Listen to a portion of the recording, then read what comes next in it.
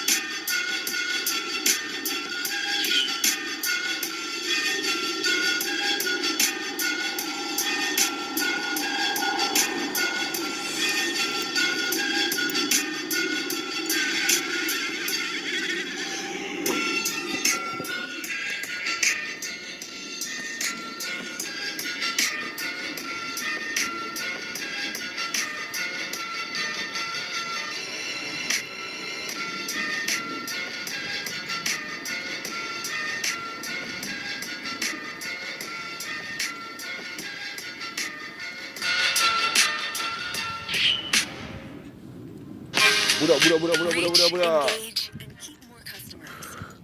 Welcome back. Let's jump into this. Let's get to this little bit of learning. Learn you little boys up real quick. Gotta learn y'all up.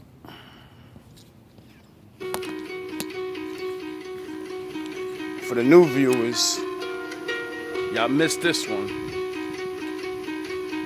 I'm generous. We live at a crossroads. There's no doubt. We all feel it. We all know it. I don't think it's the first time that mankind has stood at such a crossroads. But here we are now, facing it, and hopefully dealing with it.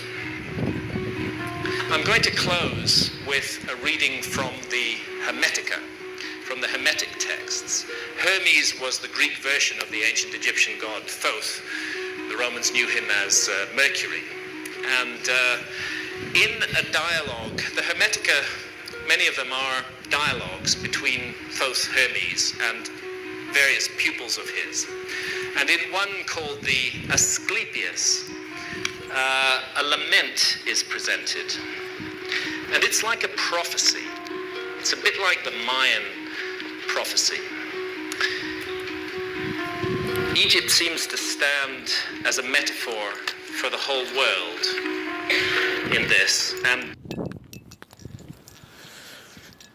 Did you know Egypt in the Bible means bondage?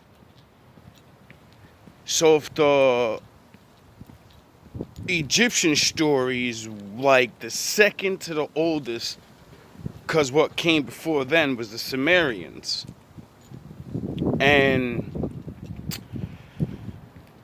it seems like the Sumerians disappeared. Nobody knows what happened to them. The ancient Egyptian civilization is gone. Nobody knows what to do with the pyramids and what they were doing. The Mayans, they're gone. And nobody knows what to do with their pyramids and what they were doing. The Celtics, you know, the guys built Stonehenge, all these people around the whole world disappeared. They were at the height. They were so glorious. They were the shit. They took advantage of my father's stuff. And they thought they were above him. And they thought they could be him. And he had to remind them, like I'm trying to remind you. Stop trying to be my father and be like him. The more you try to be him, the more he's going to force you to live like him. And if you can't withstand the awesome power of the reality, well, you know, you're going to get the results of what you get. to my my mind, for the world in our time, this lament, this prophecy is speaking directly to us. So it's Hermes speaking, and he's saying to Asclepius this: do you know, Asclepius, that Egypt is an image of heaven?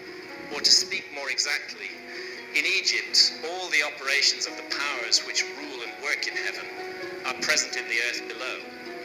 In fact, it should be said that the whole cosmos dwells in this our land, as in a sanctuary. And yet, since it is fitting that wise men should have knowledge of all events before they come to pass, you must not be left in ignorance of what I will now tell you. There will come a time when it will have been in vain that Egyptians have honored the Godhead with heartfelt piety and service, and all our holy worship will be fruitless and ineffectual. The gods will return from earth to heaven. Egypt will be forsaken, and the land which was once the home of religion will be left desolate, bereft of the presence of its deities.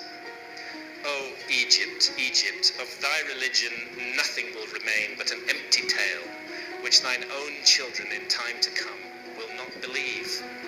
Nothing will be left but graven words, and only the stones will tell of thy piety. And in that day men will be weary of life, and they will cease to think the universe worthy of reverent wonder and worship. They will no longer love this world around us, this incomparable work of God, this glorious structure which he has built, this sum of good made up of many diverse forms, this instrument whereby the will of God operates in that which he has made, ungrudgingly favoring man's welfare, this combination and accumulation of all the manifold things that call forth the veneration, praise, and love of the beholder. Darkness will be preferred to light, and death will be thought more profitable than life. No one will raise his eyes to heaven. The pious will be deemed insane, the impious wise, the madman will be thought a brave man, and the wicked will be esteemed as good. As for the soul, and the belief that it is immortal by nature, or may hope to attain to immortality, as I have taught you, all this they will mock, and even persuade themselves that it is false. No word of reverence or piety, no utterance worthy of heaven will be heard or believed. And so the gods will depart from mankind, a grievous thing, and only evil angels will remain, who will mingle with men and drive the poor wretches into all manner of reckless crime, into wars and robberies and frauds, and all things hostile to the nature of the soul. Then will the earth tremble, and the sea bear no ships. Heaven will not support the stars in their orbits. All voices of the gods will be forced into silence. The fruits of the earth will rot. The soil will turn barren, and the very air will sicken with sullen stagnation. All things will be disordered and awry. All good will disappear. But when all this has befallen Asclepius, then God, the creator of all things, will look on that which has come to pass, and will stop the disorder by the counterforce of his will, which is the good.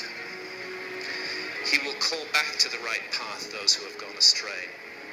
He will cleanse the world of evil, washing it away with floods, burning it out with the fiercest fire, and expelling it with war and pestilence. And thus he will bring back his world to its former aspect, so that the cosmos will once more be deemed worthy of worship and wondering reverence. And God, the maker and maintainer of the mighty fabric, will be adored by the men of that day with continuous songs of praise and blessing. Such is the new birth of the cosmos. It is a making again of all things good, a holy and awe-inspiring restoration of all nature, and it is wrought inside the process of time by the eternal will of the Creator. I don't know whether we're going to face some terrible global catastrophe or not. I certainly hope not. I hope it will not come down to misery and horror, awful, awful things. There's enough of that in the world already. But I do remember what all the ancient texts say. There isn't a single flood myth, there isn't a single story of destruction of past civilizations that don't implicate humanity in the story somewhere. Our own behavior, what we do, is part of what we're bringing down on the world right now. What we are manifesting in the world. That is what is coming towards us. We are the authors of this thing, and we can change the story if we want to change it. I firmly believe that. Are we looking at the traces of a forgotten episode in human history? I think so. I think that's what's going on here. And because we've forgotten it, because we are a species with amnesia, because we are so much a mystery to ourselves, perhaps it's because of that we're so lost and so troubled today, so haunted by this sense of something missing, something that we need to know about ourselves. For the ancient Egyptians, the essential mystery of human existence concerned our spiritual essence, that we are participating in this theater of experience that we call life and the world in an immense endeavor aimed at the perfection of the soul. I've talked with shamans in the Amazon, and when I've asked them, what do you think is the problem with the world? What's the problem with the West? They say it's very simple. You've severed your connection with spirit. You've cut the link, and you have to restore that link if you're going to move forward from here. You can't move forward from the place you're in if you don't restore the connection to spirit. And that seems to me the most fundamental task that all of us now face. Not these exterior trappings of... Every victorious warrior draws his strength from the highest source, his love. You're a warrior. Warriors don't give up. Warriors don't back down. Pick up your sword, your shield, and fight. Sweat more in training, bleeds less in war.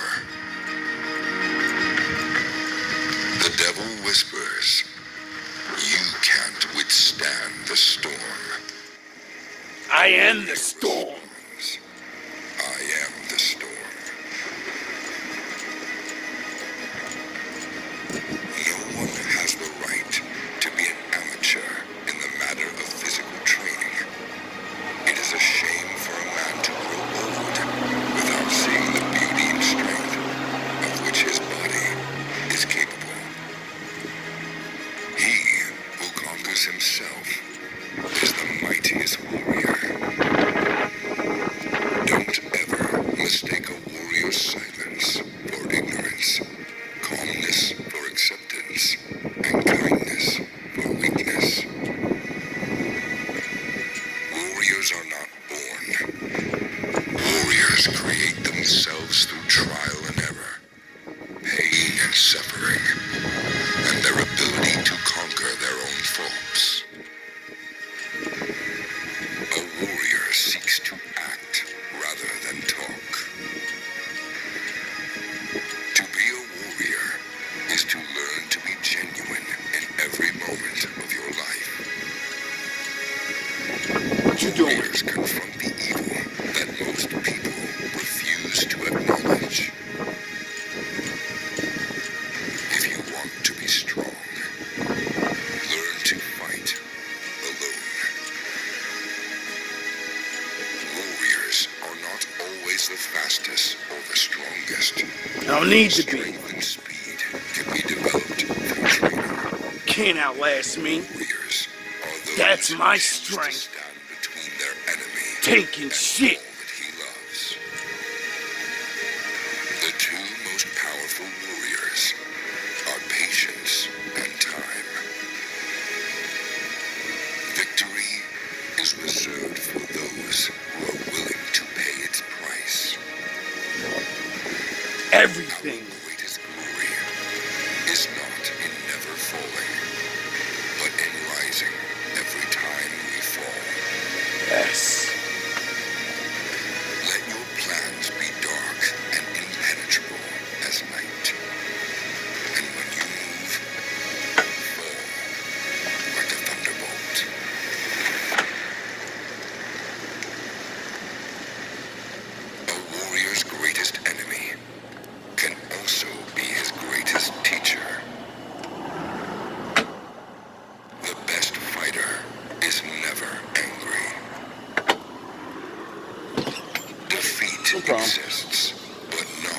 Drake?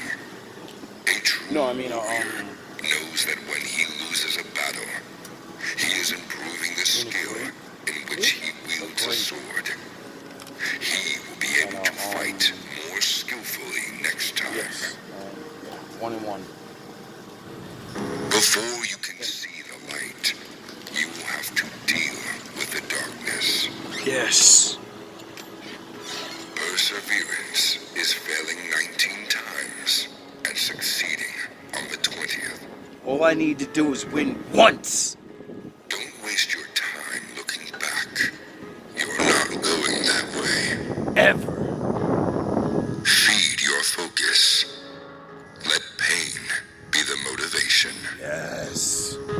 That's where your strength I is. do what I do How much because can it you is the take? right thing to do. I am a warrior, and it is the way of the warrior to fight superior odds. In fighting and in every day, you should be determined, though calm. Meet the situation without tenseness, yet not recklessly. Your spirit settled, yet unbiased. An elevated spirit is weak, and a low spirit is weak. Do not let the enemy see your spirit. You can only fight the way you practice. What is defeat? Nothing but education. Yes. Nothing but the first step to something better. Pain is not an excuse to quit. Not over It is here. an indication that what you are doing counts. Just means you just got started. Appear weak when you are strong, and strong when you are weak. We may encounter many defeats, but we must not be defeated. First, say to yourself what you would be, and then do what you have to do. Demigod to you niggas. You have to assemble your life yourself, action by action. A warrior may worry and think before making any decision, but once they make it, they go their way. Oh, Free from worries or thoughts. That's the warrior's way. Know yourself, and you will win all battles. Some people are lost in the fires. Others are forged in them. What defines us is how well we rise after falling. The true warrior isn't immune to fear. They fight in spite of it. that's when I'm at my best.